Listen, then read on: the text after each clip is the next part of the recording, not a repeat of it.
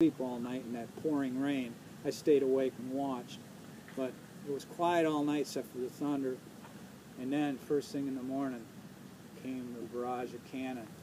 For an hour and a half they fired cannon at us, but it was going over our heads. They didn't quite know where we were, and I wasn't about to stand up and say, "Hey, over here, over here." We just laid low until it stopped, and then I knew they'd be coming, and I looked over the embankment, and there they were. It was a beautiful sight. And the rows with their stars and bars a-flapping in the breeze. First at a walk, then at a trot, and then at a run. And then came the rebel yell, first time I heard it. And I'll tell you, I've had people say, "What does the rebel yell sound like?" And one person can't do it. It takes 1,000 on a dead run with deadly intent to make that noise.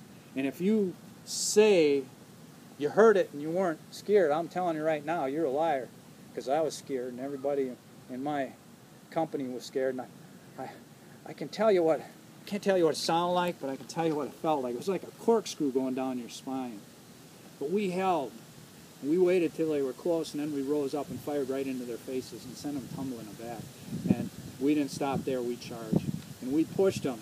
And anytime they stopped, we charged again, and we kept pushing them all day long. That battle for us lasted 10 straight hours of fighting. And we even found that battery. Remember those cannon that were shooting at us?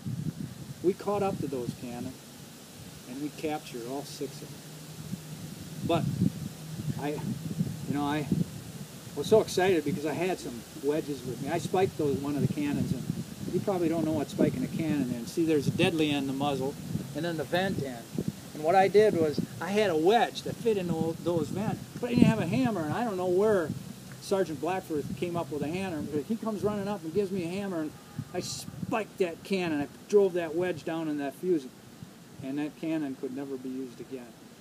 But then the Rebs surprised us and drove us back, and then we got to thinking they weren't nothing to be scared of, because we ran them off once and we charged again, but then they charged us.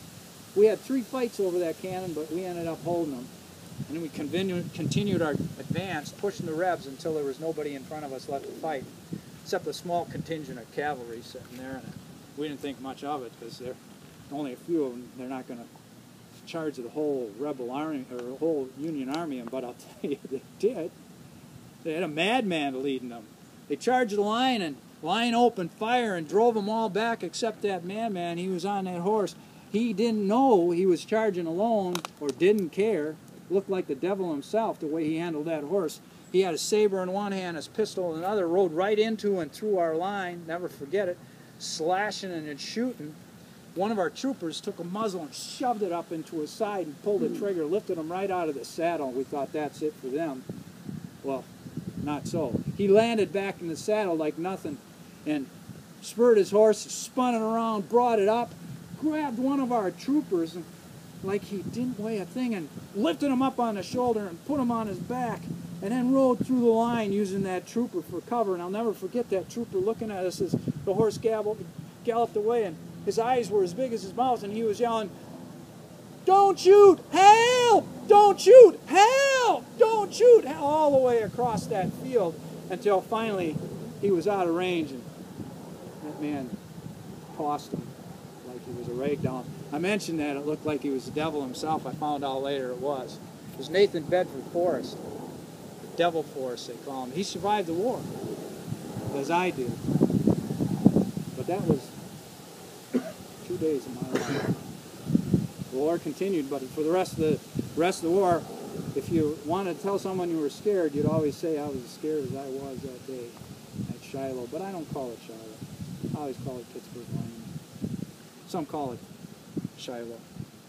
I'll tell you, I can't, because Shiloh is a Hebrew word for place of peace. And on that day, it certainly wasn't a place of peace, and to this day, it's not a place of peace in my memories, and it's certainly not a place of peace in my dreams. But I want to thank you for coming here today and remembering us, because that's the greatest thing you can do for us, and we should remember.